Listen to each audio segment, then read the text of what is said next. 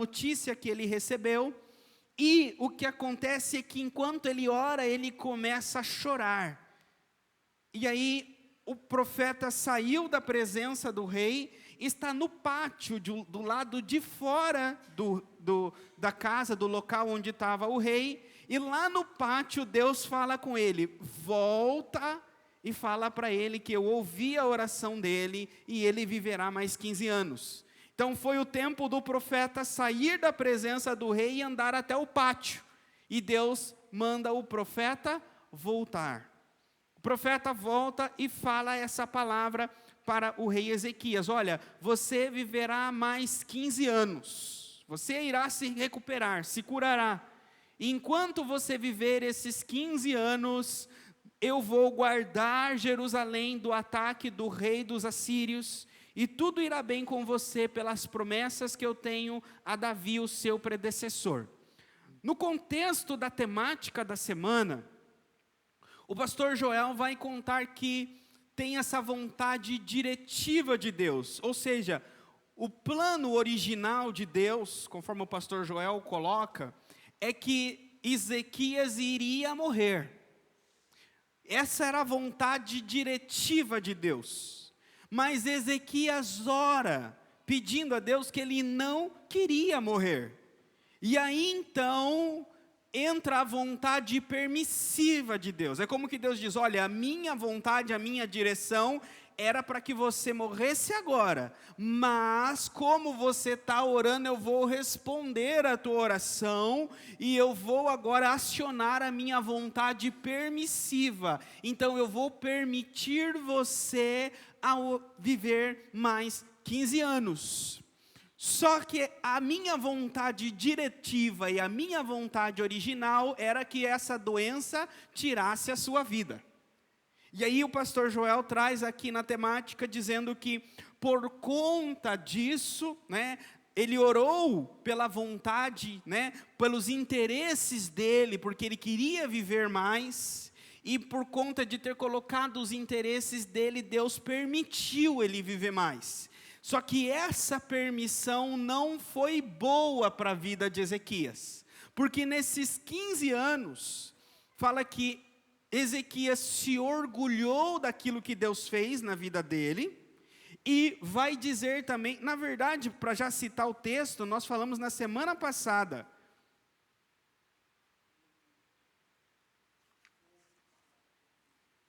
é 2 Crônicas 32, 25, mas Ezequias não correspondeu aos benefícios que lhe foram feitos. Que benefício é esse?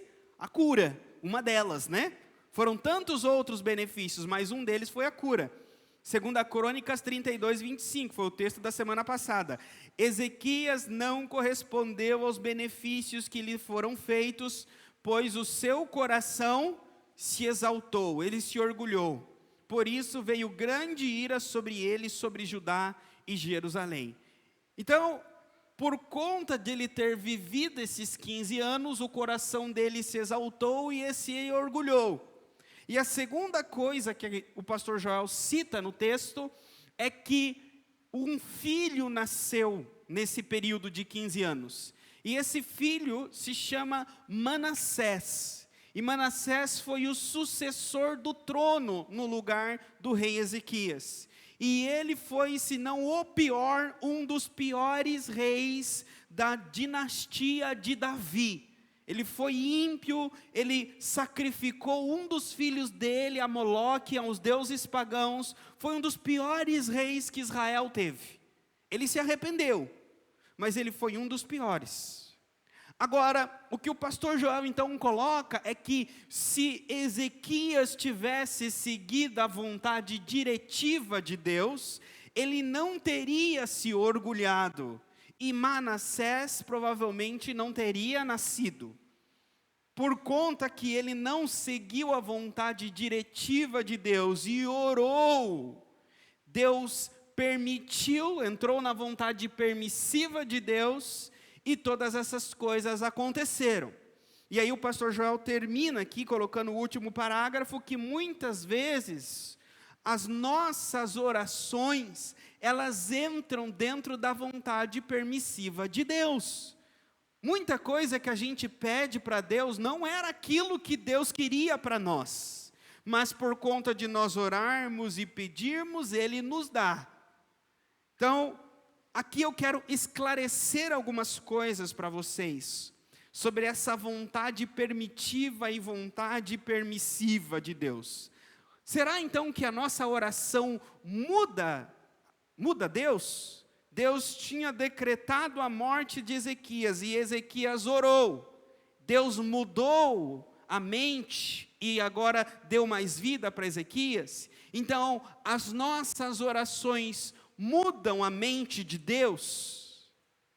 Essa é uma das coisas que a gente vai olhar aqui. A segunda coisa é a nossa oração, o efeito que ela tem dentro das coisas, porque às vezes, nesse caso aqui, então será que eu não devo orar? Se eu tenho uma doença, eu não devo orar para que essa doença, se é da vontade de Deus que eu não viva, que essa doença me leve, então eu não tenho que orar? Eu quero esclarecer para vocês aqui, porque essa forma que o pastor Joel coloca, a parte final, ela tá clara, que em relação que muitas das vezes a gente ora pedindo as coisas para Deus, e Deus nos dá, mas não é vontade de Deus e não são boas para nós, e Ele dá mesmo assim. Mas eu acredito que não está muito claro aqui, essa forma que o pastor Joel coloca entre vontade permissiva de Deus e vontade decretiva de Deus. É isso que primeiro eu quero ensinar vocês, explicar, e por isso que eu falei que hoje é feijoada, porque é um assunto que vai falar sobre os decretos, a vontade de Deus. Até que ponto essa vontade de Deus muda? Por exemplo, existe a vontade de Deus que os teólogos chamam de a vontade dos decretos de Deus.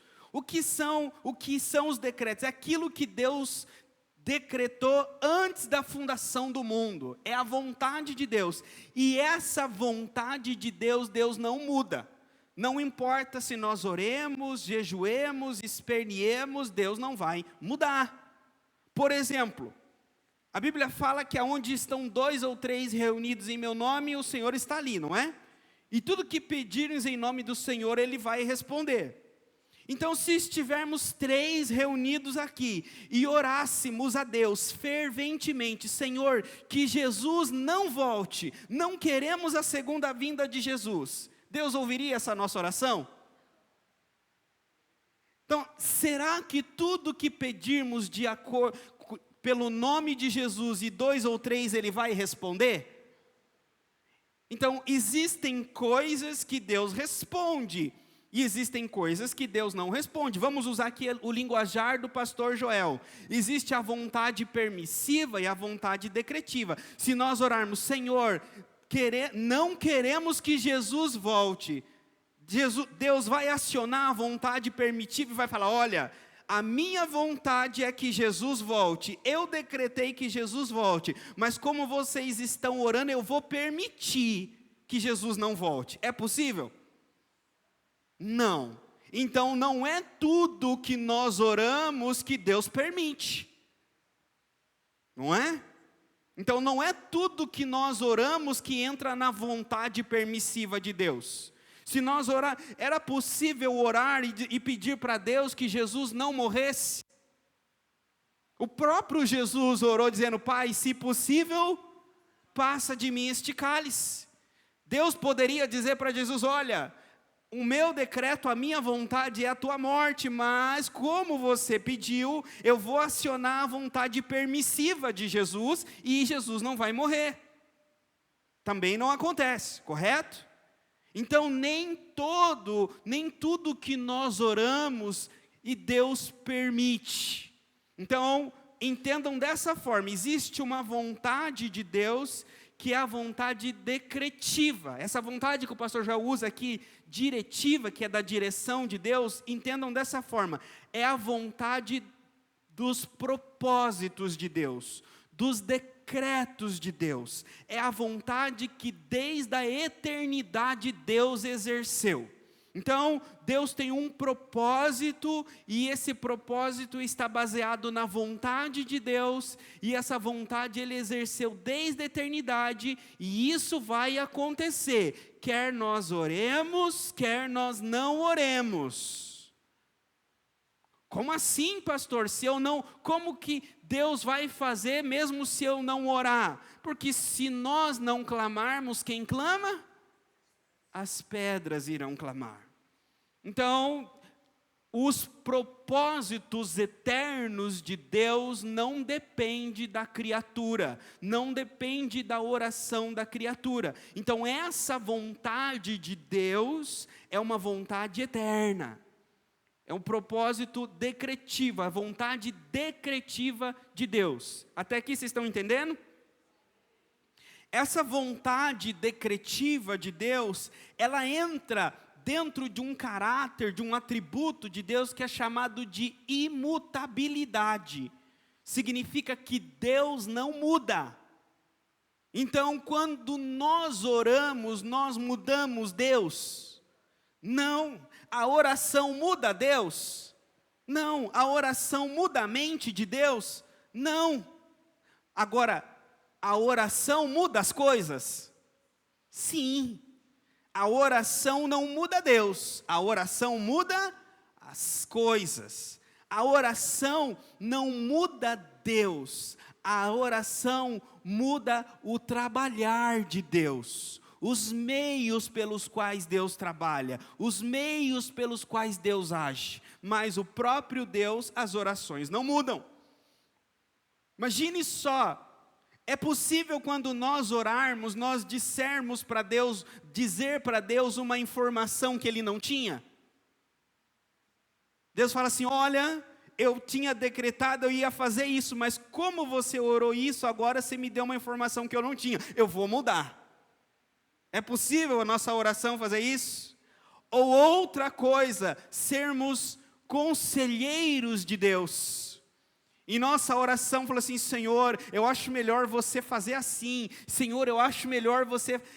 Deus tem conselheiros. Então é possível na nossa oração aconselharmos a Deus como Ele tem que fazer as coisas?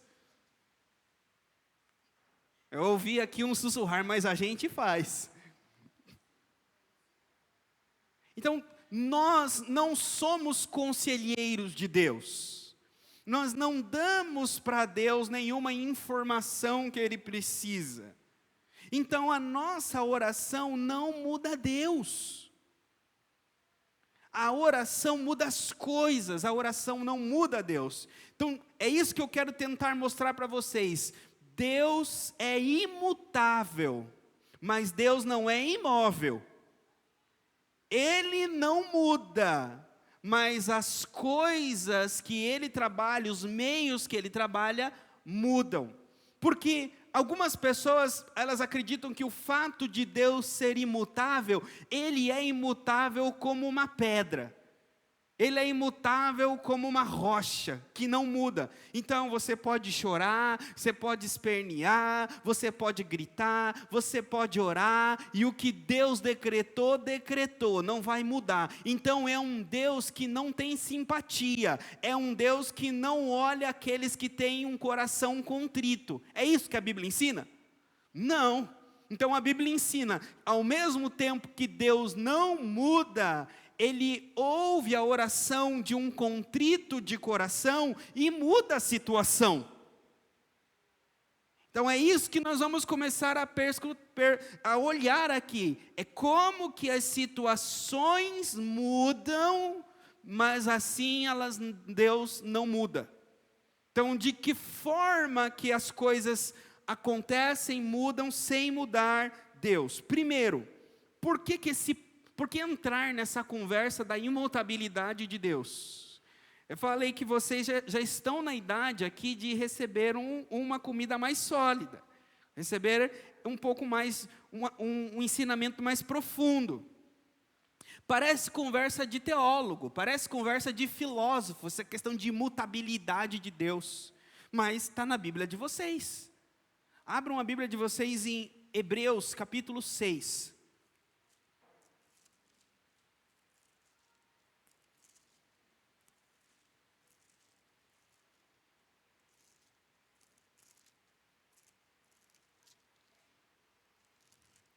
Hebreus 6, 17 e 18. É só para introduzir, depois a gente vai voltar para esse texto. Hebreus 6, 17 diz assim: querendo mostrar de forma bem clara a natureza, o quê? Natureza imutável do seu propósito para com os herdeiros da promessa, Deus o confirmou com juramento, para que por meio de duas coisas, o quê? Imutáveis, nas quais é o quê? Impossível que Deus minta. Olha só, parece que essa questão de imutabilidade de Deus é papo de teólogo, mas está na Bíblia de vocês. Está dizendo aí que a natureza dos propósitos de Deus são imutáveis. E Deus querendo ensinar a nós, querer mostrar para nós que a natureza dos propósitos dele é imutável, ele introduziu ao nosso conhecimento uma outra coisa imutável, que não muda, que é o próprio Deus. Deus não muda. O contexto aqui é mais ou menos o seguinte: está citando Abraão no Antigo Testamento, lá em Gênesis, vocês não precisam abrir, mas é Gênesis capítulo 22, versículo 17, está dizendo que Deus faz uma promessa para Abraão, e como que Abraão poderia ter certeza que aquilo que Deus prometeu, Deus iria cumprir? Quem de nós aqui já prometeu para o outro alguma coisa e não cumpriu? Muitas vezes, não é? Nós tendemos a fazer documentos, né? Assinar, olha, eu me comprometo. Casamento é um desses documentos e tantas outras. Mas nós também temos uma prática. Hoje não mais, se perdeu muito, mas na época da Bíblia tinha uma prática que era jurar. Quem lembra da prática de jurar? Não, eu juro que eu vou fazer isso. A gente, para passar confiança para outra pessoa, que vai fazer algo, que vai cumprir com aquilo que a gente está falando, a gente jura. Sim ou não? Mas aí a gente perde o crédito, não perde o crédito? Meu, o seu juramento e nada para mim é a mesma coisa. Aí a gente fala assim, então tá bom, se o meu juramento para você não vale nada, eu juro pela minha filha, eu juro pela minha mãe, eu juro pelo... A gente coloca no juramento algo maior, não é? Então essa é a forma que nós nos comunicamos para dar certeza para a pessoa que estamos prometendo, que aquilo que nós estamos prometendo nós vamos cumprir, certo? Então agora vem Deus. Se Deus fala o seguinte para Abraão, eu vou te dar um filho. Pronto, precisa de alguma coisa? Mas Abraão não conhece Deus. Ou seja, não conhece Deus na sua totalidade, na sua grandeza, na sua natureza. Então, Deus sabe que o propósito e as promessas dele são imutáveis. Uma vez que ele falou que ele vai fazer, ele vai fazer. Agora, Abraão não sabe que Deus é imutável. Abraão não sabe que Deus muda. Então, Deus faz o quê? Eu vou jurar para Abraão. Eu vou jurar para ele que eu vou fazer o que eu prometi. E aí vem Deus e fala assim, eu jurarei por mim mesmo. Por quê? Porque quando nós juramos por algo maior. E quem que é maior que Deus? Nada. Então, Deus jura pelo próprio Deus. Então, Deus está dizendo aqui que Ele ia revelar duas coisas imutáveis. Primeiro, a natureza dos propósitos de Deus, ou seja, o propósito dEle, a vontade dEle não muda. E segundo, o próprio Deus não muda. Ele não muda. Então, qual é a importância de entender a imutabilidade de Deus? Significa que o nosso futuro está nas mãos de um Deus soberano que não muda.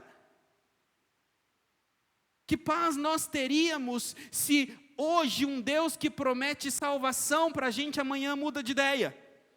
Um Deus que promete hoje nos perdoar, amanhã esqueceu, mudou e não perdoa mais. Outra coisa também, que paz nós teríamos, irmãos, pense só, se todo o nosso futuro estivesse nas nossas orações, se tudo aquilo que nós pedíssemos para Deus, Ele nos desse de forma permitiva, você teria paz? Teria? Então, vocês concordam comigo que é muito bom que aquilo que é propósito de Deus para a minha vida, que é bom, perfeito e agradável, não vai mudar? Não importa o que eu peça? Não é bom isso, saber disso? Sim, aquela palavra que Paulo diz que a vontade de Deus, ela é o quê? Boa, perfeita e agradável. Então não precisa mexer nela com oração nenhuma, sim ou não? Deixa ela lá. O que eu quero dizer? Então, pastor, não tem que orar? Ora, porque parte dessa vontade boa, perfeita e agradável, plano e propósito de Deus, vai cumprir na nossa vida por meio da oração. Sim ou não? Então que o plano de Deus, bom, perfeito e agradável, se cumpra na nossa vida, os decretos de Deus, os propósitos dele. E esses propósitos são imutáveis. Agora entra a segunda parte, a parte da oração. Então, pastor, se a vontade decretiva de Deus, o propósito de Deus, a vontade de Deus não muda, então por que orar? Se a minha oração não muda Deus, nós oramos não porque a oração muda a Deus. Primeiro, nós oramos porque Deus manda orar, sim ou não?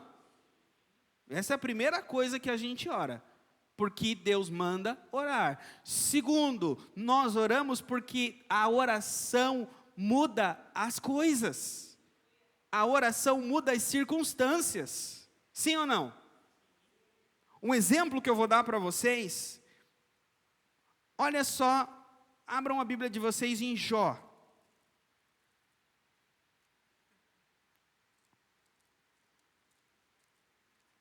Você já sabe, Dodô, o que eu vou falar? Não, por enquanto não. Jó 23. Você está no caminho.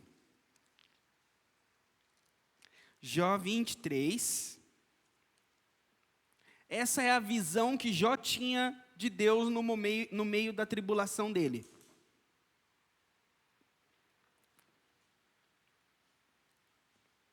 Ele diz assim, Jó 23, 13. Mas Ele é Ele, quem poderá fazer-lhe oposição? Ele faz o que quer, executa o seu decreto contra mim, e tem muitos outros planos semelhantes. Por isso fico apavorado diante dele. Pensar nisso me enche de medo. Deus fez desmaiar o meu coração. O Todo-Poderoso causou-me pavor. Contudo, não fui silenciado pelas densas trevas que cobrem o meu rosto. Esse texto, ele está mostrando para nós aquilo que nós não devemos ser e pensar. Aqui, Jó estava passando por uma tribulação, estava sofrendo, e a visão que ele tinha é a seguinte: Deus decretou isso, e eu vou sofrer.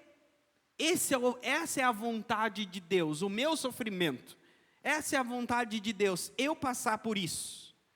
E aí ele fala o seguinte: Ele decretou isso contra mim e Ele tem muitos outros planos semelhantes, por isso eu fico apavorado diante dele.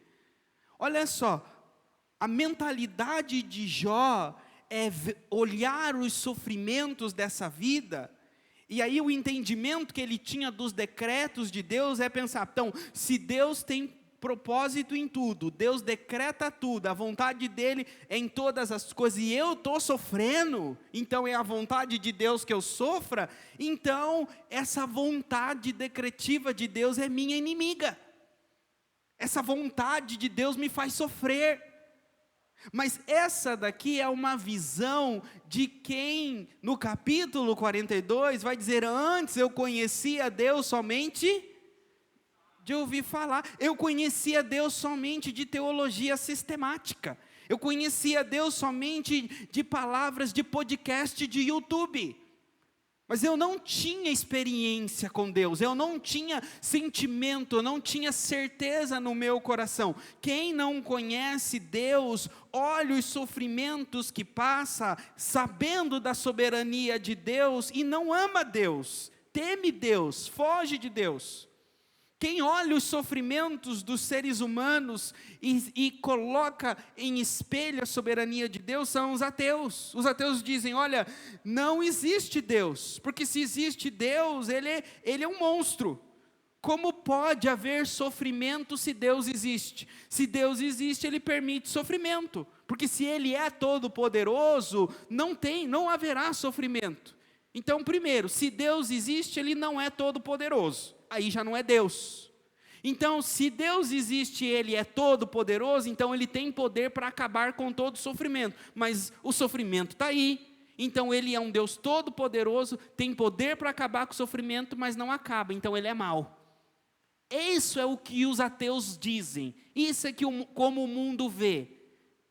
O ateu não está diferente de Jó. Se Deus decreta, Deus é soberano, Deus tem poder e eu estou sofrendo, então Deus só pode ser contra mim. Mas na verdade, Deus estava amadurecendo Jó e Deus estava vindicando Jó. Olha só, vamos agora para o capítulo 1 de Jó. E eu vou ensinar para vocês sobre a vontade dos preceitos de Deus. Seria a vontade permissiva de Deus. Jó 1:6. Começa assim, ó. Certo dia, os anjos vieram apresentar-se ao Senhor, e Satanás também veio com eles. O Senhor disse a Satanás, de onde você veio? Satanás respondeu ao Senhor, de perambular pela terra e andar por ela. Disse então o Senhor a Satanás, reparou em meu servo Jó? Não há ninguém na terra como ele, irrepreensível, íntegro, homem que teme a Deus e evita o mal. Deus está falando a verdade sobre Jó? Sim. Sim ou não? Deus falou para Satanás, você viu meu servo Jó? Satanás tinha visto? Sim ou não? Ou será que Satanás falou assim, olha, eu não tinha visto, mas como você falou e agora? Não, Satanás tinha perambulado pela terra e Satanás tinha visto Jó. Porque aqui muita gente pensa assim, por que Deus foi abrir a boca, né? Deus que foi trazer o nome de Jó na frente do diabo.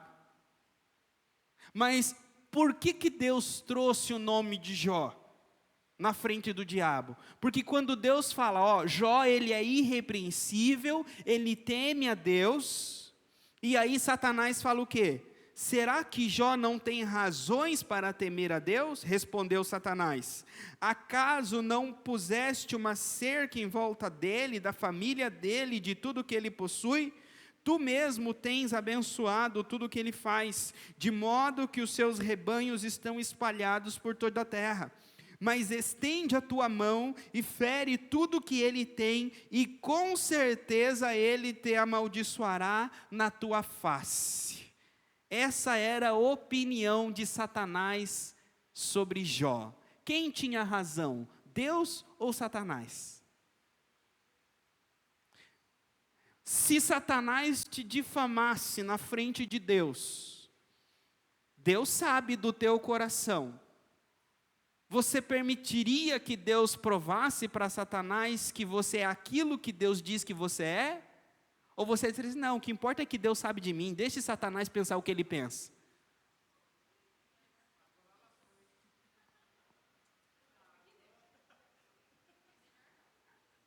Porque vocês conhecem a história de Jó, né? A diferença é que, se nós deixarmos as coisas como estão, Deus não é glorificado. Deus mostrou para Satanás que Jó era aquilo que Deus disse que Jó era, que Jó temia a Deus. Se Jó não mostra para todo mundo que Jó teme a Deus, Satanás poderia sair espalhando e fomentando mentes que Jó só obedece a Deus por aquilo que Deus dá para ele. Sim ou não? Aí eu faço outra pergunta para vocês.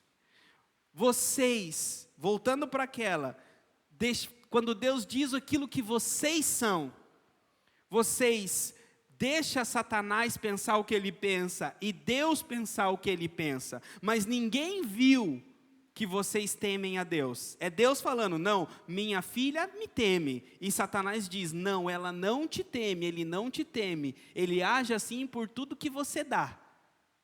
Aí precisa tirar tudo de nós, para provarmos que nós servimos a Deus por quem Ele é, não por aquilo que Ele nos dá. Então, aí a escolha é, nós deixemos que Deus permita que Satanás tire tudo de nós, ou aí a gente escolheu, né? Não, mas Deus sabe que eu sirvo a Ele, Deus sabe que eu temo a Ele, Deus sabe, mas e o resto da criação, sabe? Os anjos sabem que nós servimos a Deus porque nós tememos a Ele, ou os anjos não podem pensar que nós servimos a Deus só pelo que Ele nos dá? O único que sabe e conhece e sonda os nossos corações é Deus. Então, o único que sabe que nós servimos e adoramos a Deus pelo que Ele é e não pelo que Ele nos dá, é Deus. Agora, Deus quer que todas as criaturas da terra saibam que a nossa adoração e o nosso temor é genuíno. E Satanás não tenha poder de fementar a mente de nenhuma outra criatura colocando mentiras. E Deus prova. Então Deus fala, então, toca na vida dele. Eu vou tirar a cerca que o protege. Eu vou tirar a cerca que protege os camelos dele. Eu vou tirar a cerca que protege os filhos dele. Eu vou tirar a cerca que protege a vida dele. E Satanás foi. Agora, olha que interessante. Quem tirou foi Deus, sim ou não? Né? Jó vai orar depois. Deus deu e Deus tirou. Louvado seja o nome. Então, quem tirou na oração de Jó foi Deus. Mas olha só o que a Bíblia fala. Versículo 17 do capítulo 1. Enquanto ele ainda estava falando, Jó, né? Chegou outro mensageiro, um mensageiro estava dizendo, aí chegou outro mensageiro e disse, vieram caldeus em 3 bandos, atacaram os camelos e os levaram embora, mataram a espada os empregados e eu fui o único que escapou para contar. Quem veio e roubou os camelos? Os caldeus. A vontade de Jó perder os camelos foi de quem? Deus deu os camelos e Deus tirou. Quem roubou? Os caldeus. Quem incitou os caldeus para roubar? Satanás. Olha só. três agentes envolvidos numa vontade de Deus. A vontade de Deus foi que Jó perderia tudo. Tinha como Jó não perder tudo? Não. Então, a vontade de Deus era que Jó perdesse. Mas a vontade de Deus é boa, perfeita e agradável, sim ou não? No final da história não foi bom Jó ter perdido tudo? Foi. Jó, no final do livro, não estava melhor do que ele estava no começo? Então, a vontade de Deus que Jó perdesse tudo, não mudaria. Satanás agiu. E quem agiu, quem foi, vamos dizer assim, incitado foram os caldeus. Aí, os caldeus têm culpa de ter roubado? Sim ou não?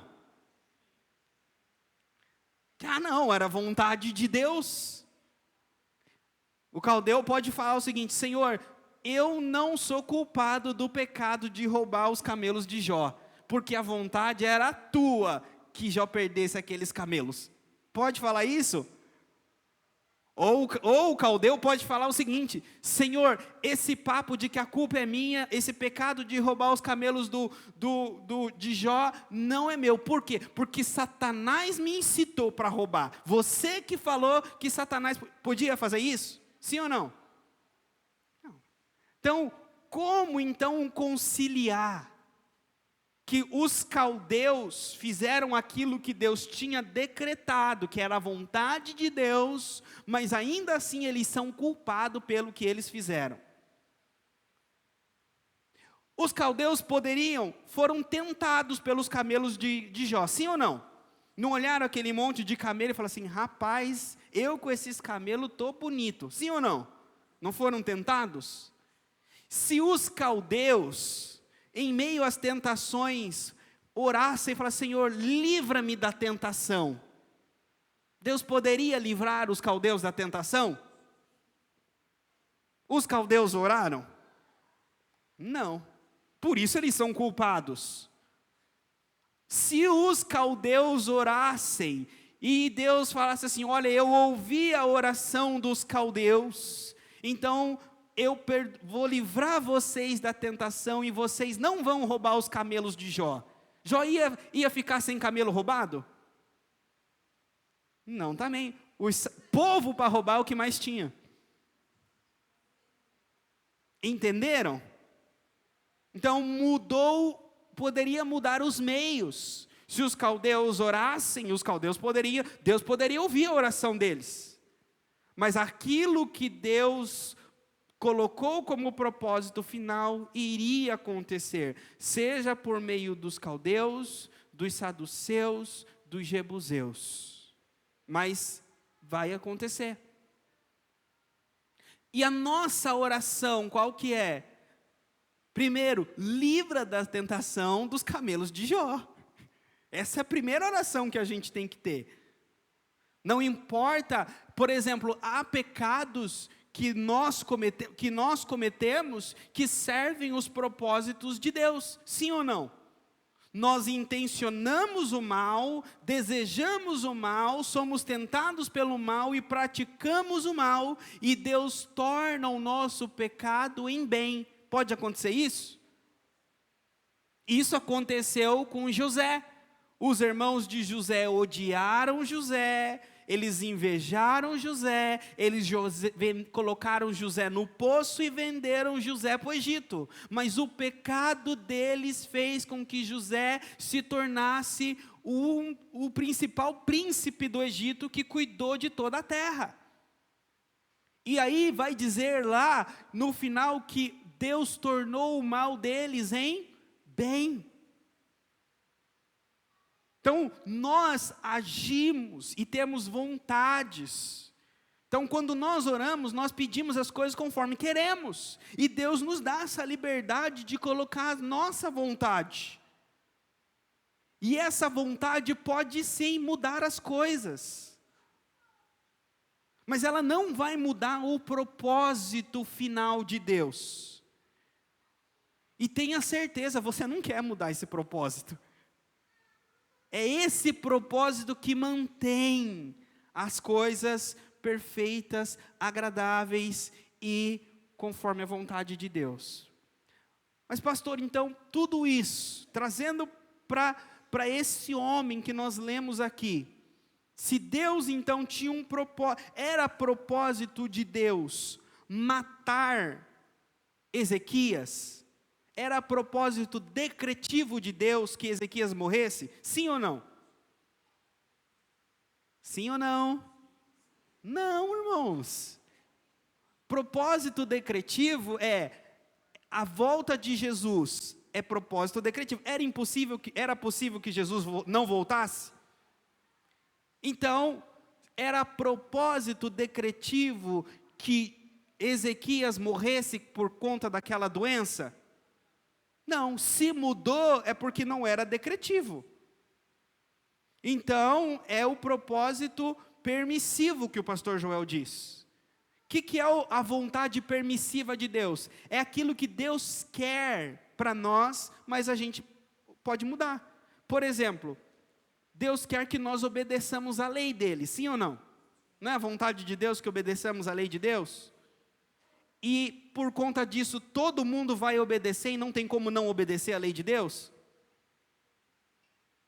Essa vontade de Deus, olha, a minha vontade é que todos obedeçam a minha lei. É decretiva, é impossível a gente não obedecer a lei de Deus? Não. Ou seja, essa vontade a gente quebra.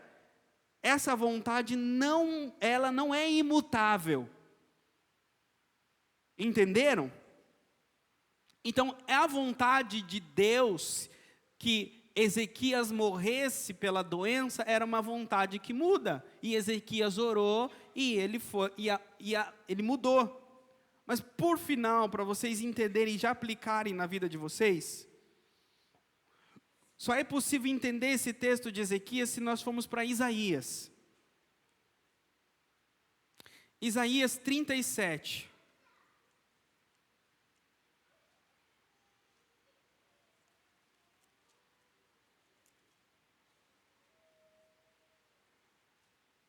Se vocês lerem, eu vou ler só o primeiro versículo primeiro. Quando o rei Ezequias soube disso, rasgou as vestes e vestiu pano de saco e entrou no templo do Senhor. Esse texto, ele é o mesmo lá de 2 Reis. Se vocês forem lendo versículo por versículo, repete, parece que copiou de um e colou em outro. Quando chega, ainda também repetindo no versículo 38, capítulo 38 de Ezequias, vai falar da doença, capítulo 38 de Isaías, vai falar da doença de Ezequias. E vai falar que ele ficou doente. Aí, o versículo 9, tem uma oração de Ezequias. A oração de Ezequias diz assim: depois de se recuperar dessa doença, Ezequias, rei de Judá, escreveu o seguinte: eu disse no vigor da minha vida, tenho que passar pelas portas da sepultura e ser roubado do restante dos meus anos? Eu disse, não tornarei a ver o Senhor na terra dos viventes, não olharei mais para a humanidade, nem estarei mais com os que habitam neste mundo. A minha casa foi derrubada e tirada de mim, como fosse uma tenda de pastor. A minha vida foi enovelada como faz o tecelão. Aí olha só, versículo 15. Mas o que posso dizer? Ele falou comigo, e ele mesmo fez isso. Aí olha só, andarei humildemente toda a minha vida, por causa dessa aflição da minha alma. Irmãos, Ezequias, ele já tinha tendências de se orgulhar. Quando Ezequias vence uma batalha que Deus manda o anjo e mata milhares dos exércitos da Síria, Ezequias já tinha capacidade, já tinha no coração dele a tendência de se exaltar. E Deus coloca uma doença, sim, uma doença vem sobre Ezequias. e é uma doença que Ezequias via que ele estava morrendo. Não era uma doença que aconteceu de uma hora para outra. Era uma doença que vinha tratando Ezequias com o tempo. Então, quando Ezequias faz essa oração que eu li para vocês, ele mesmo está dizendo, olha, ele achava que, olha, eu vou morrer sendo jovem, então eu vou deixar de ir no templo do Senhor. É Ezequias pensando enquanto estava doente. Ele provavelmente olhava, a Bíblia fala de uma inflamação, que eles colocaram pastas de figo na inflamação. Então era uma doença que era possível ter o sintoma visto no corpo. Então não era só algo que Ezequias sentia. Provavelmente ele sentia, mas ele via no corpo dele uma inflamação. Então quando ele sentia mal e ele via uma inflamação no corpo, ele já temia a morte. E o fato então de ver que ele não tinha controle sobre a vida dele, e que não importa o quão poderoso, o quão esse rei tivesse conquistas, ele não poderia dar um dia a mais de vida para ele. Então ele tinha que aprender a ser humilde. Então existem pessoas que as conquistas sobem para a cabeça, e elas acham que são donas do mundo, donas do universo. E Deus mostra aqui para Ezequias, você não é dono do universo. Você não pode acrescentar um dia a mais de vida. Você teve tantas conquistas como rei. Agora, vendo a tua doença, o que você vai fazer? O que teus exércitos podem fazer a respeito dessa doença? O que os teus médicos que servem o rei podem fazer a respeito dessa doença? Ezequias fala assim, os meus exércitos não podem fazer nada, os meus médicos não podem fazer nada, por mais sendo um rei, com toda a conquista e todo o poder que eu tenho, minhas mãos estão atadas. Esse é o ensino que Deus colocou sobre Ezequias através da doença. E para que serviu o ensino? Para que Ezequias se humilhasse e chorasse. E Ezequias fez isso. Ele chorou, ele humilhou-se. Imagine só o que é para um servo olhar e ver o rei abatido, ver o rei triste, ver o rei chorando, ver o rei se humilhando. Mostra para todos os servos que até os soberanos têm um soberano. Mostra para todos que até os reis da terra têm um rei. E era isso que Deus queria através da vida de Ezequias. Ele sendo um rei, mostrasse que tem um que é maior do que ele. E ele fez isso através da doença. Ezequias orou e Deus deu a ele mais 15 anos de vida. Pense só, se nós falarmos que esse filho horrível, a princípio de Ezequias, chamado Manassés, só nasceu porque Deus ouviu a oração de Ezequias e permitiu que Ezequias vivesse. Será? Será que é só por conta disso? Claro, se Ezequias tivesse morrido, Manassés não teria nascido, sim ou não? Agora, Ezequias viveu, por conta de Ezequias ter vivido, só por conta disso Manassés vai nascer? Por exemplo, qual é a probabilidade entre todos, não sei quantos, fecundar um espermatozoide? Qual é a probabilidade de tantos fecundar um? Milhões de milhões, sim ou não? Então, que parte Ezequias tem? Ezequias escolheu o espermatozoide dele, que ovulou e nasceu Manassés? Não. Então Ezequias não tem parte nenhuma no nascimento de Manassés. Deus permitiu o nascimento de Manassés, sim ou não? E outra coisa, Ezequias orou para ser curado, sim ou não? Ezequias pediu 15 anos de vida? Ezequias pediu Manassés? Não.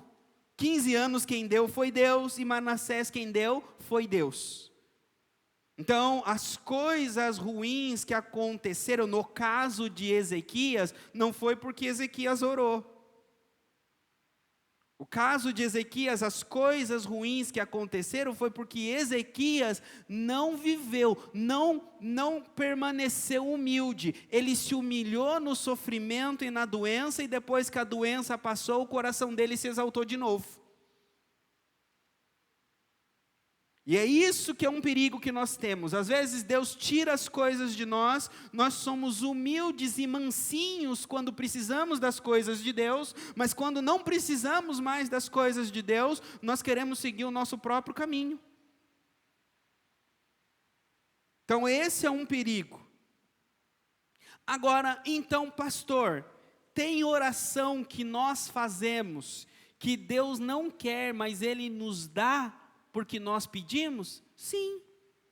Por exemplo, era vontade de Deus, né, quando o povo pede um rei para Deus. A vontade original de Deus era que o povo tivesse um rei humano? Não. Mas o povo pediu para Samuel e orou um rei. E Deus fez o quê? Deu para eles um rei. Mas não mudou o propósito original de Deus, que o propósito original de Deus era um rei chamado Jesus. Então o pecado do povo de pedir um rei, serviu ao propósito de Deus de ter um rei dos reis chamado Jesus. Deu para entender? Uma outra coisa que a Bíblia fala, Deus sustentou o povo no deserto com maná, sim ou não? Mas o povo pediu codornize, não pediu? Deus ouviu a oração deles, não ouviu? Ouviu, as cordonizes vieram. Foi bom as cordonizes para eles? Não foi. Eles comeram até sair pelo nariz. E aí veio a ira de Deus e matou eles. Não porque eles pediram codornizes, mas porque eles rejeitaram o maná. Eles viveram pelo estômago. Oraram pelo estômago, não oraram pelo coração, não oraram pela mente, oraram pela barriga. Será que a gente ora pela barriga, irmãos? Esse é o perigo de orar pela barriga. Quem ora pela barriga pede codornizes, rejeita o maná. Portanto, orar de acordo com a vontade de Deus, é orar e deixar nas mãos de Deus o propósito. Primeiro, é orar de acordo com o reino de Deus. Tudo aquilo que pedimos de acordo com o reino de Deus, Ele vai dar. Não tenho tempo, já foi 1 hora. Mas a Bíblia fala que o Espírito Santo, nós não sabemos como orar, mas Ele intercede por nós com gemidos inexprimíveis. Então, quando formos orar, notem que eu não estou dizendo assim, olha, se vocês orarem, eu não estou falando isso, eu não estou dizendo, olha, quando vocês orarem, porque orem, não deixem de orar, orem, peçam, a oração muda as coisas. A oração muda. Então, orem e coloquem nas mãos de Deus. Falei, Senhor, segundo a tua vontade, segundo o teu propósito, eu não sei como orar, Espírito Santo me ajuda, Espírito Santo coloca as palavras na minha boca, tira da minha boca, Espírito Santo, aquilo que não é para ser dito. E outras vezes, nós vamos orar dizendo, Senhor, a minha vontade, o meu desejo, o que eu quero, é isso. Mas seja feita a tua vontade. Então, às vezes a tua vontade e a vontade de Deus vai, andar junto. Às vezes a vontade de Deus não vai. Mas quando nós entregamos nas mãos de Deus, Ele vai fazer. E no final a gente fala assim, ixi, eu orei, mas as coisas não estão indo do jeito que eu pedi. As coisas estão indo do jeito que eu esperava. Aí se você orou e colocou nas mãos de Deus, você só deve olhar para cima e falar assim: Senhor, então eu já sei. Eu vou esperar no Senhor. E no tempo de Deus as coisas vão mudar, porque a vontade dele é boa, perfeita e agradável. Senhor, obrigado pela tua palavra, que nos sustenta, que nos orienta e que nos fortalece.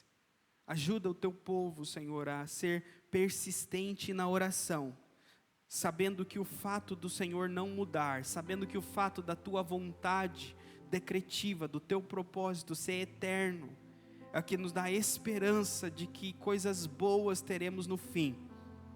Mas aquilo que o Senhor muda, aquilo que o Senhor transforma através da nossa oração, coloca na mente do seu povo um desejo, Senhor, de colocar em prática, para que as coisas mudem, Senhor, para a glória e honra do teu nome. Eu oro e agradeço em nome de Jesus. Amém. Irmãos, esse momento, eu gostaria de chamar a Beth. A gente vai passar para vocês uma informação, um material. A Beth vai dar um testemunho para vocês, falar um pouco de um trabalho que a igreja faz através da vida da Beth, dos irmãos da intercessão, e você também pode fazer parte disso lá no Hospital AC Camargo, que ela trabalha. Então vai passar um vídeo com um testemunho, e ela vai falar um pouco do trabalho lá, e de que forma que vocês podem participar disso daí, tá bom, irmãos?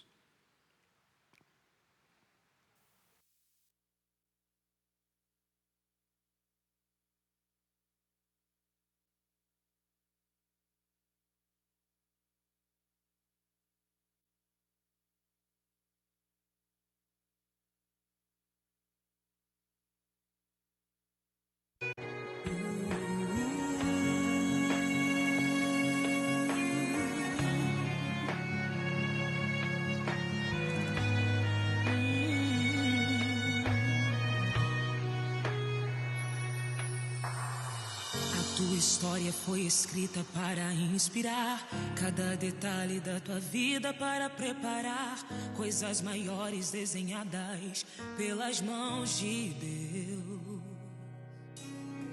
Ninguém entende os momentos que você passou. Enquanto muitos te julgaram, Deus te ajudou. Mas cada marca em ti deixada te ensinou. Quando você pensou, acabou a história, não tem jeito mais, Ele pegou em tua mão e disse que não deixa um filho só pra trás. E nos teus dias mais difíceis, Ele sempre lhe mostrou que esteve ali. E hoje você é o resultado dos dias nublados. Olha você aqui. Deus está te ensinando a ser forte. Nem tudo aquilo que é mal vem pra morte. É pra você crescer. É pra você crescer. Deus está te ensinando a ser forte. Nem tudo aquilo que é mal vem pra morte. É pra você crescer. É pra você crescer.